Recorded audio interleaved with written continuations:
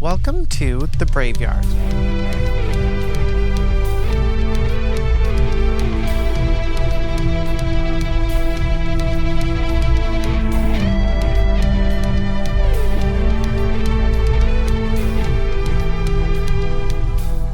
Today's guest is Australian football legend and LGBTQ2+ advocate Danielle Laidley. Danielle was outed by Australian Victoria Police and became headlines worldwide in the most vulnerable moment of her life. She just released her first documentary, Two Tribes, and recently wrote her first book, Don't Look Away. Please help me welcome the talented and absolutely inspirational Danielle Laidley. Hi, Danny. How are you? Good, thank you. Good. So I'm really, really grateful that you're coming on because I think your story in particular for me is just such a story of resilience. And I think that trans people are often under so many battles where we have to be resilient, but yours was just to a complete extreme with everything that you've gone through. But I want to start. You just recently had a documentary come out that I was so pleased to be able to watch, and it's absolutely beautiful. How was the process of having cameras and filming your life now that you're living authentically as yourself? Yeah, it was about 2 years of filming. So we started ways back in July 2021. And at first it was quite daunting to have cameras everywhere and always having a mic on and things like that. I think we shot something like 350 hours of footage. Yeah, so it was long at times. It was arduous, and at times it was quite raw. Because I was still going through quite a bit of trauma when we very first started. So from in the documentary, or from the start, it is very raw. It's very very honest. So there was a whole range of emotions, from excited to a bit overwhelming at stages. And then as we got, as we finished filming and we went into the editing phase, it then became quite scary because we're handing this piece of work over to the world to see. Once we got the final product and we watched a few different washes of the documentary, we're really happy with what we put out there. Awesome. How has the documentary been received so far for you? Oh, it's been amazing. It really has. People stop us in the street. The amount of messages we have through either email or text or through social media has been quite overwhelming. And I'm so glad that we took the time to tell my story because it's it's obviously helped myself, being quite cathartic and therapeutic, but it's also helped people who may have gender dysphoria, may have mental health issues, may have had a disease of addiction. So there's so many different things to take out of that. So the response has been great, I have to say. Good. Well, I'm really glad because it's such a beautiful documentary and it's a really important story to tell. And I saw something that kind of piqued my interest a little bit that I wanted to ask you about because after watching your documentary at home, I decided to watch David Beckham's documentary as well. There's a conversation that happens in Beckham's documentary where they talk about the addiction to the adrenaline from the crowd while you're playing sports. And then it Mm. kind of got me thinking, when you left sports, was that something that you related to that maybe played into the drug use or the chase for the adrenaline or the chase for a high afterwards? Great question. Absolutely.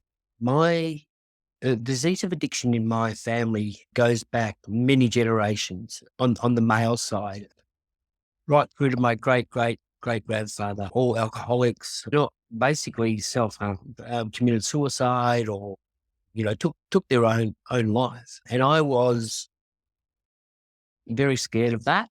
But the disease of addiction got me through my football from 16 or 17 years of age. And you're exactly right with the adrenaline and the discipline that you get. And with myself, when my gender dysphoria was roaring, it was easy to put myself wholeheartedly into my football, my playing career, and then my coaching career. And then that sort of took over. And then once I end up leaving the AFL after 35 years, that was no longer there. And so when my gender dysphoria was roaring and little Danielle was playing up and wanting attention, there was nothing to stick my head into, if you like, mind, body, and soul. So it was at that point,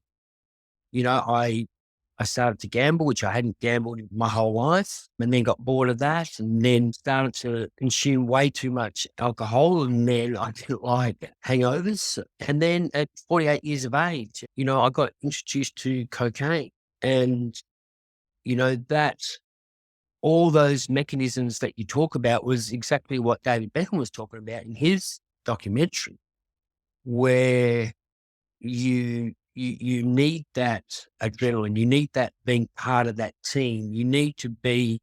It gives you so much discipline, and then that went all out the window pretty much. And I really struggled through from about 2015, 16 when I did leave the ASL about dealing with my gender dysphoria in ways that I hadn't had before.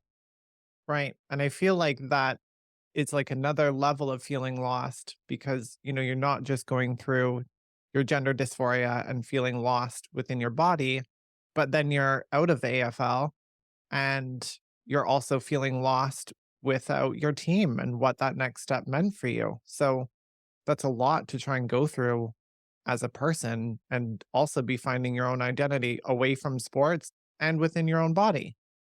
Yeah, and I think, with one of the strong messages out of the documentary is I withdrew from everyone at that point in time and tried to deal with it myself. And there was a lot of self-sabotage in that. And the biggest thing I can look back now and say that if anyone is, feeling like that, as I say, whether it's any of those issues that we're talking about, is to talk to someone and reach out and get some professional help, get some medical intervention, because at that stage, I still hadn't spoken to anyone professionally about my gender dysphoria.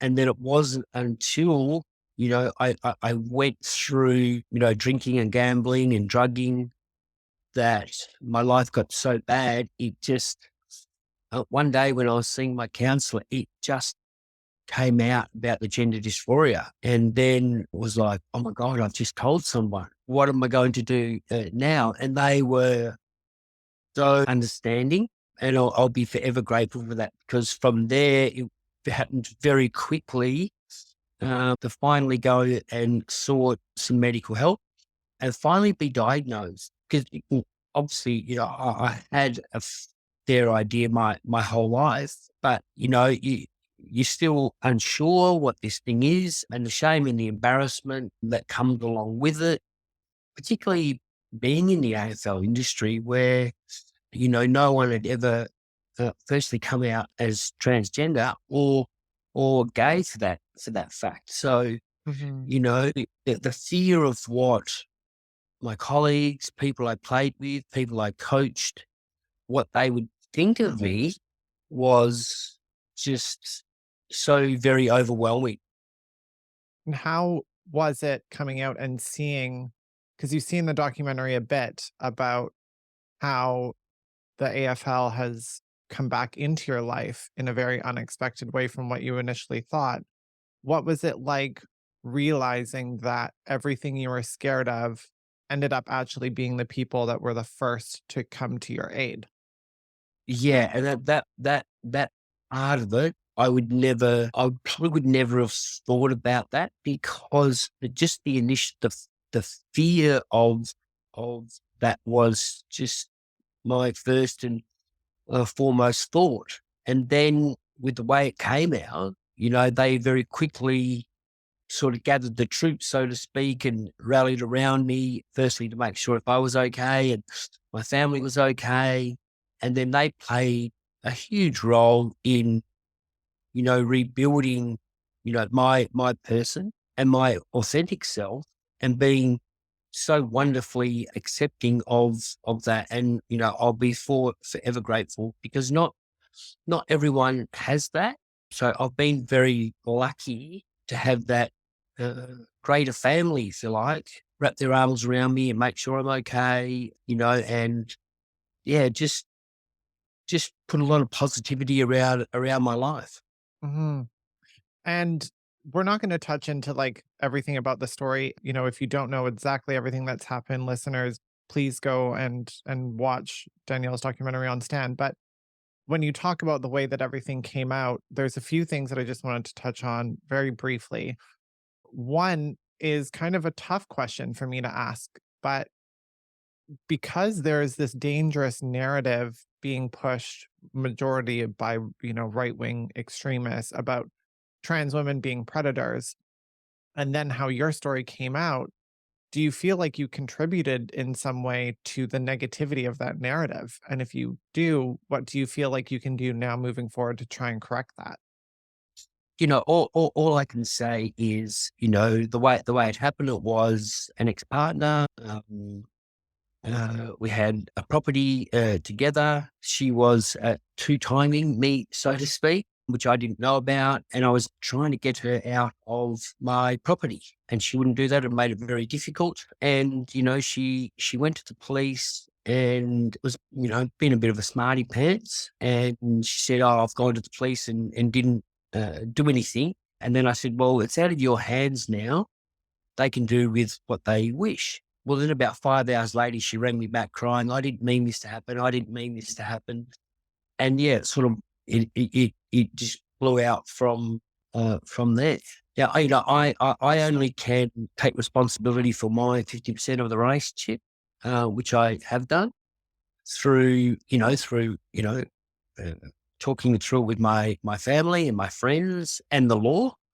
And I'm very happy with that, how that sits. And this is the first time I've actually ever spoken about this narrative about what happened. I've had to take all the slurs and innuendos of being a domestic violence perpetrator, and that really hurts. But and I know it's not me, but people will think and read what was reported initially, and that's a little bit why we wrote the book and we did the documentary, to take back the narrative and control the narrative much in a much more positive and truthful way. And I think I'm happy with that sits, and it'll depend again on people, what they do. But I certainly know, Courtney, I look at life, whether you're transgender, whether you're male, whether you're female,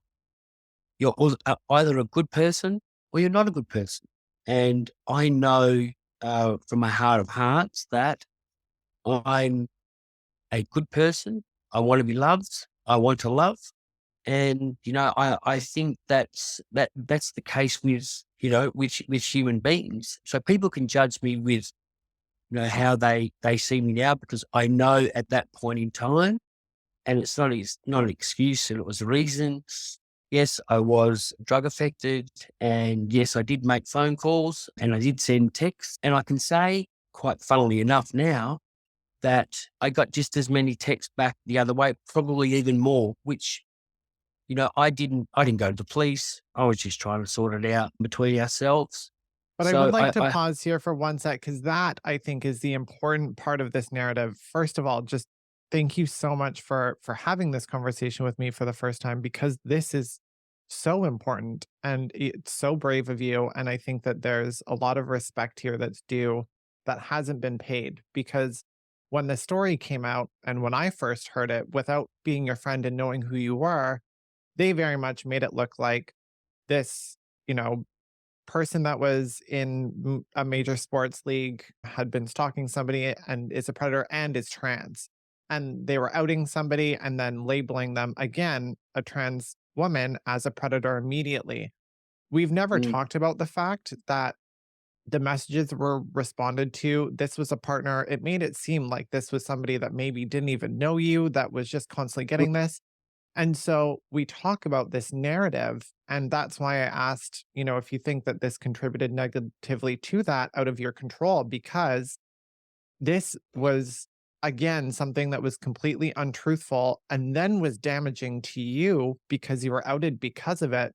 But there wasn't ever the conversation that those messages were being responded to. This was a partner. This was more of, a domestic dispute over messaging than it was somebody, quote unquote, stalking somebody else. And none of that has been yeah, gotten any attention. And I'm yeah. really, really grateful that we were able to address that on here because I think that speaks volumes to what happens to trans women in the media.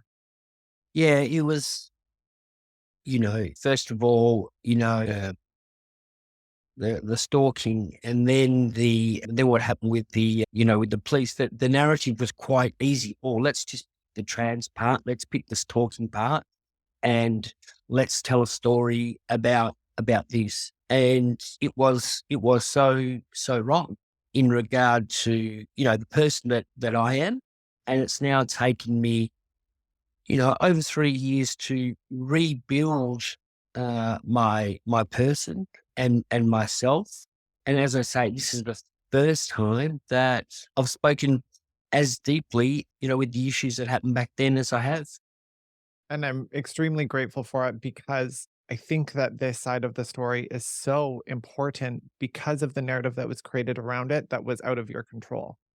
But you Mm. did go back, and in the documentary, I believe it mentions that you actually went back to work with Victoria Police on some training documents. And I feel like if that isn't a story of bravery and overcoming just absolute mistrust and mistreat from an organization that has wronged you and putting your best foot forward and going above and beyond to now better that program. I think that that's just one of the most beautiful mentions in the story of who you are as a person, because there's not a lot of people that are going to go up to somebody that single-handedly almost, destroyed their life and who they were as a person at a period of time, and then have that person go out and actually help the organization that did it. What was that experience for you? Was it there healing in that process of working with them again?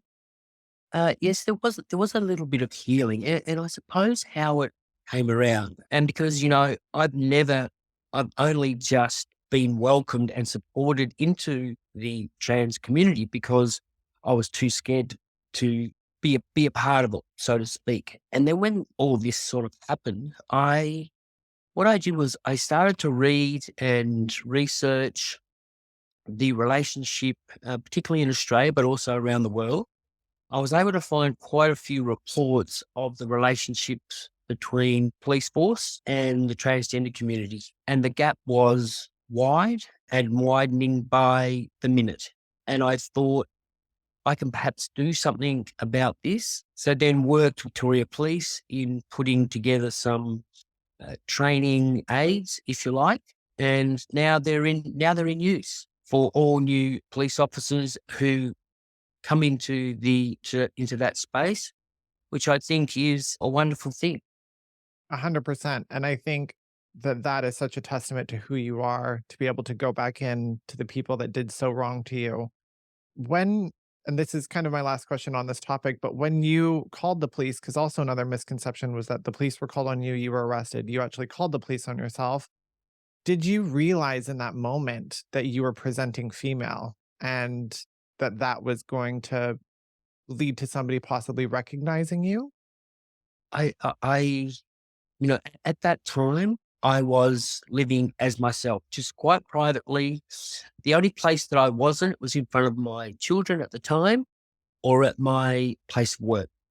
And so I was just being me. So I didn't give it another thought if that makes sense. And I Right. had been and I had been diagnosed at this stage. So for me, it was, this is me. But it just got to the point where it was, I was on this toxic dance floor, and I didn't know how to get off. I wouldn't reach out to anyone, and having found out about my gender dysphoria, and then in that sort of 12-month period where the drug use went from 0 to 100 very quickly, all of a sudden I had 2 issues that I didn't know how to deal with. And then dealing with this property, an ex-partner dispute, I made a decision to go to the property and ring the police and tell them that I was breaking the intervention order. You better come and get me. Well, that was a pretty bad mistake, I have to say. But, from there, once I was arrested and taken to the police station, again, a trans person who is at the most vulnerable at that stage, I can say mentally unstable and needed some care and welfare that wasn't forthcoming at that period of time. So that's why I sort of rang the police to try and somehow get off this toxic dance floor. Did I ever think that it would explode like it did publicly? No, I didn't. And I do just want to quickly touch on a word that is used just because of how it's being used right now in media. When you say diagnosed, just for clarification for any listeners, this is being diagnosed with gender dysphoria. I think there's also a toxic narrative going around that trans people are mentally unhealthy, or, being trans is some sort of an illness that needs to be diagnosed or sick. It's not. We're talking about gender dysphoria, which is symptoms that a trans person can go through where you're completely disassociating with your body. And that can be diagnosed by a doctor to help provide clarity for a trans individual to know what the right steps are for them through their transition. Yeah. And I think, the narrative around that is, I can honestly sit here today and say, this this is not a choice. My choice was to live and be me rather than not be here. You wouldn't go what we go through um um as a fetish, or there's much easier things to do, if you like, Mhm. to do that. And I find it, I really struggle with people that, say that it's not a medical condition, you're sick, you're this, you're that, you're a predator. Like I do really, really struggle with that. We don't do this to get attention, let me tell you. If anything, it's the opposite. I mean, most trans people are quiet and hiding, and there's so many trans people in day to day that are stealth that people have no idea are trans. It's funny, when I came out, one of my mom's really, really good friends that she had worked with for a long time ended up messaging my mom and openly shared that they were trans after I had come out. And we had Mm, absolutely no fucking idea that this mm, individual was trans. They had been, a big part of our lives for quite a while. It meant so much to me to hear them share that with me openly. And now you see, uh, you know, trans individuals that have had successful careers in Hollywood, in modeling, in, they're all coming out after the fact because they said, I couldn't have come out then. Wasn't yeah, safe. It's still not really safe now, but I think it's important for people to know that I mm, am trans and I was there and I was doing all these things. And we've always been here taking up space, whether you know it or not.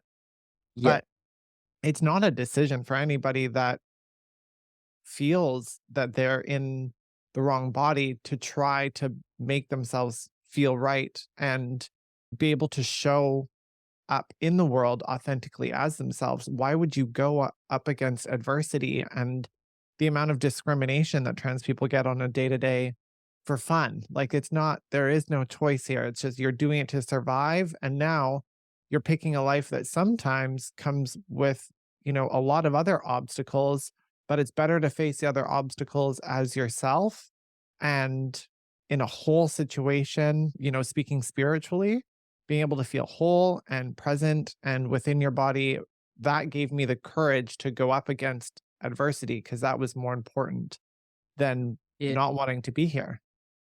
Yeah, it's really interesting. I've seen probably two sides of the coin now, where as a person with a talent in a national sport, in a major league here in Australia, that regardless of if you're a good, bad, or indifferent person, you're put on a pedestal because you have a talent in one sport. And I've seen that firsthand for many, many years. But now I also see, being a transgender woman, that, no longer am I put up on that pedestal. I'm a part of this, at times just described as sick weirdos,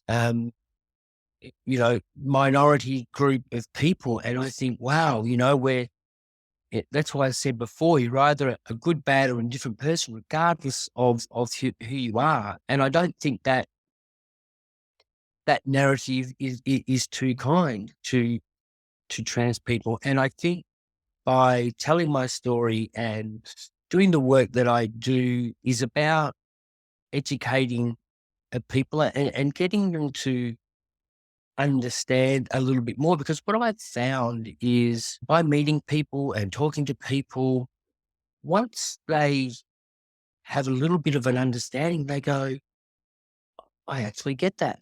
I understand, and then that person goes and tells another person who tells another person who tells another person. So the education of it is a slow burn, because I think sometimes as a human race, when things change, if we don't know about them, they will block them and have a negative take on Mm. whatever the subject might be.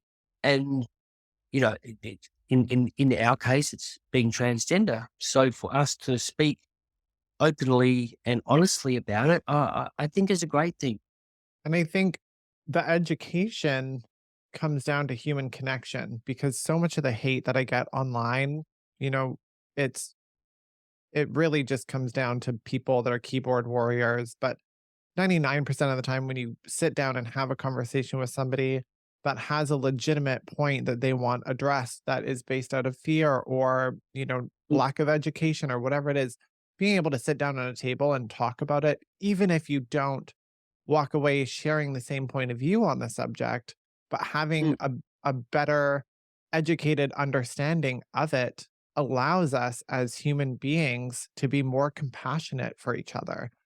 And yeah, I agree. It starts with, the small conversations with one person who tells another person who tells another person, and also with having representation like yourself. I think that, there's more representation right now in the trans community of, younger, early in transition or transitioned early on, kind of, I want to say like 20s to maybe 35 is where like a lot of the representation are. Those are people in social media, people with their careers in Hollywood that are taking off or in music that are doing well.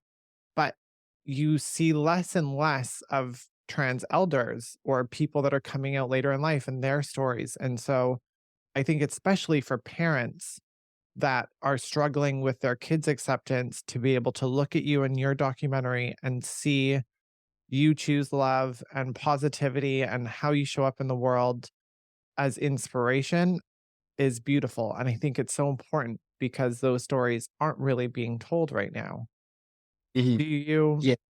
you Uh, touch on with your family a little bit and like go into obviously what happened with the girls? Do you have any advice for parents out there that have transitioned and are now going through the same struggles where their children aren't as accepting or they no longer have relationships with them because of that? Yeah, I think, my case being a little different, the girls didn't really know, and it came out so public, and they're adult children themselves. So they would have gone through their own feeling of shame and embarrassment. We didn't get a chance to sit down and work through step by step as a family. Um, um, and because it was so public, and what I would say is, we particularly elder trans people, we have known our whole life. It is only once you sit down with someone, it is very, very new to them, and hence they need to be educated, guided, supported, about each step of the journey. And it takes time for them to get used of that situation. So using any means of support, and also giving them their own space to digest and work through the issues that they have, and that takes time. What I've sort of come to the conclusion is it's not about me. It's not in my time as a transgender adult. You can't, as much as we want acceptance very quickly, and that it takes time. And realistically, it's on the children's time. But having said that, the adult needs to make sure that they continue to work on themselves as the best person, and show by actions that, this is them. They're still a good parent and a part of society, so they can lead by actions that way. But it is certainly certainly a journey. And you said that in the documentary, one of the girls had asked for a copy of the book that their friend was going to read. Do you know if she's read the book? No, no, I don't know. No, not at this stage. So Fingers it's still, crossed. yes, yes, it's still in its infancy, us reconstructing the relationship that we've had, previously. I will say there has been some conversation, which is a step forward. And, I think that also is a good thing. That makes my heart so, so happy to hear. And I think that that just goes to show that having patience and understanding and, kindness and empathy for everyone's situation when it comes to a transition, including the person that is going through the transition, having those for those closest to them is just such an important part of the process for everybody. As long as it's, again, mutually respectful and everyone's coming from a place of love, then empathy and understanding really are those core elements that help the relationships take on their new role, whatever that is, if that makes Yeah. sense, so that they can evolve into whatever the new relationship looks like for those people. One Yeah. of my favorite quotes, actually, from your documentary isn't from you, it's actually from your partner, Donna. And she says, I just knew that I loved this person.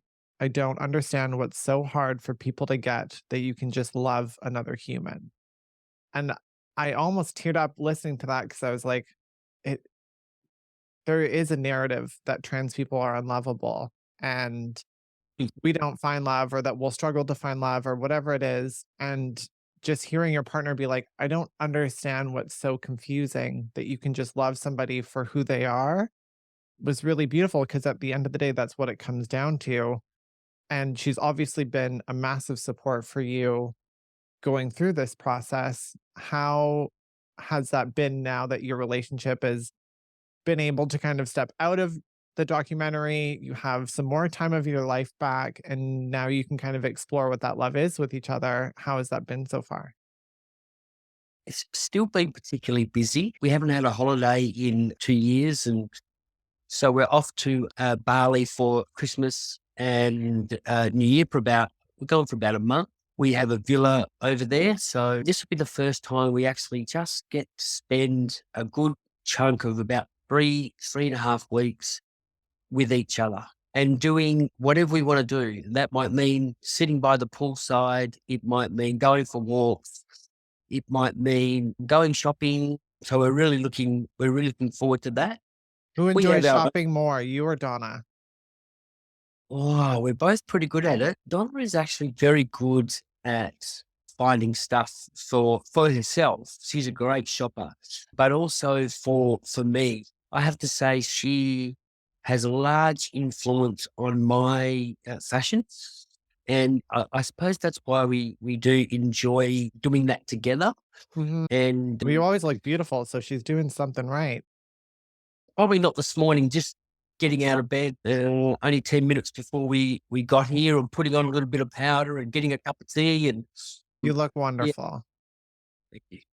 So, when it, comes to you, and this is kind of just a bit of an off-topic question, but I was just genuinely really curious because the only other person that you can kind of think about in media that's gone through somewhat of a similar thing with a very public transition is Caitlyn Jenner, who was also an athlete and then had a very public transition. I'm curious to know your take on Caitlyn. I think that there's so many sides to who Caitlyn is as a person and what they contribute, positively and negatively.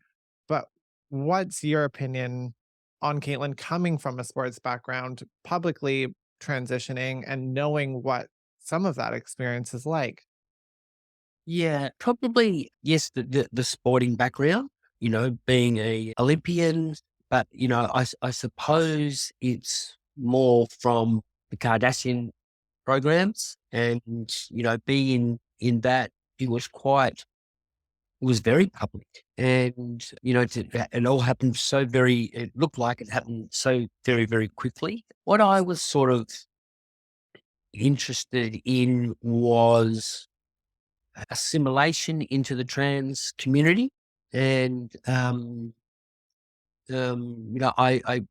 read read the book, watched, I think it was Untold documentary, and, in the documentary, it was mainly the sport, and then coming through into being a self, but not the way that I have done it.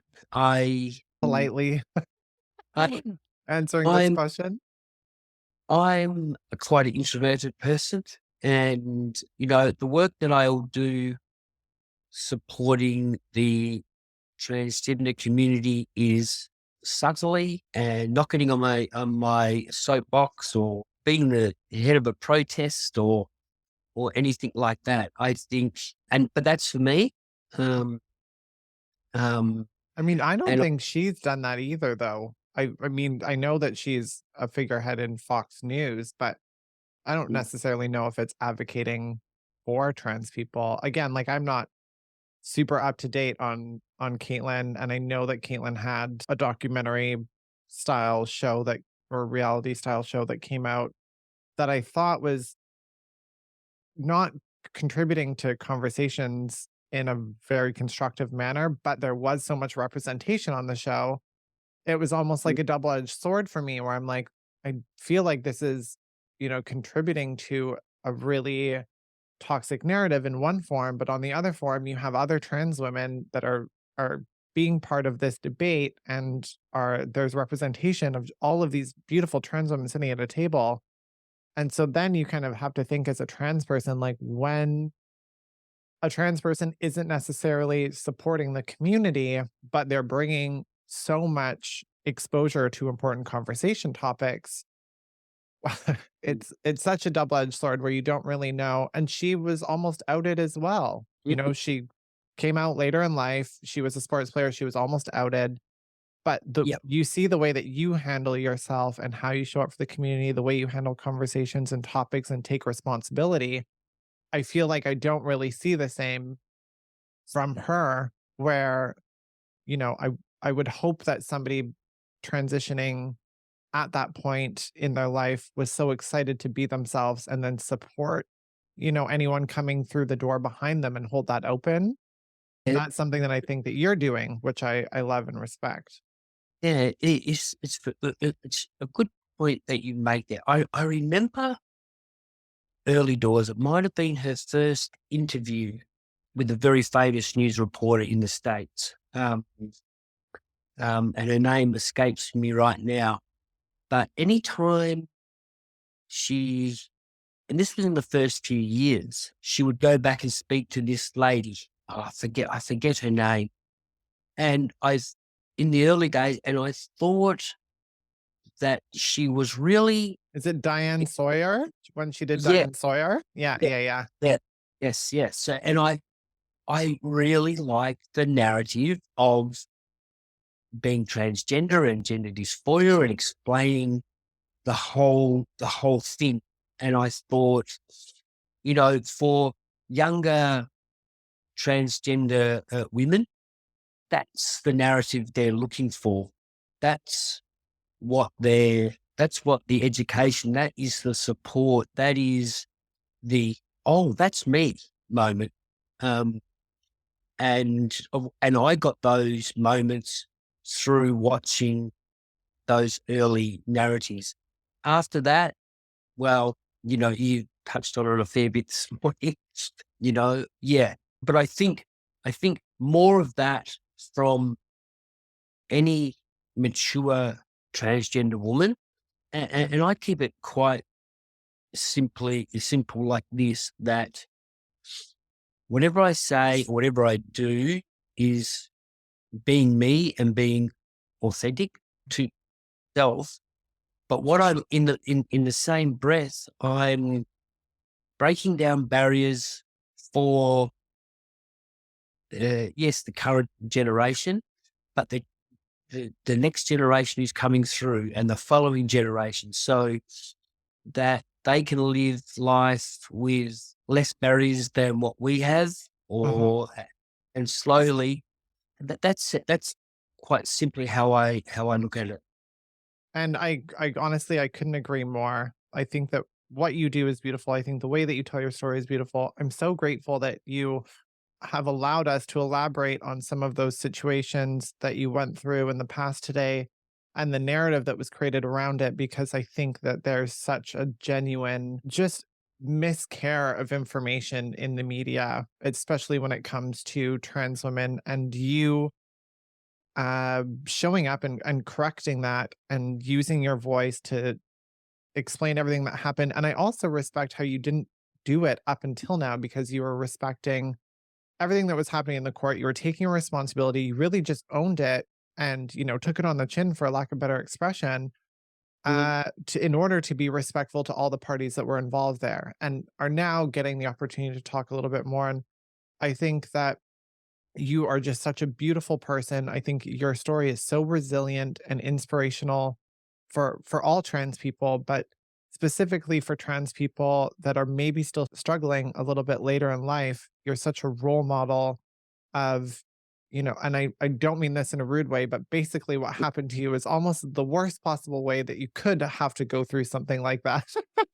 And you Uh, came out of it stronger, and you used it as as complete and utter inspiration to define yourself in a new way, and utilize all of that to transform into the person that you are today, overcome, all of these fears and the discrimination and the obstacles, and you are just a tremendous person for the way that you show up in the world, and I'm so grateful to have you on here. So thank you so much.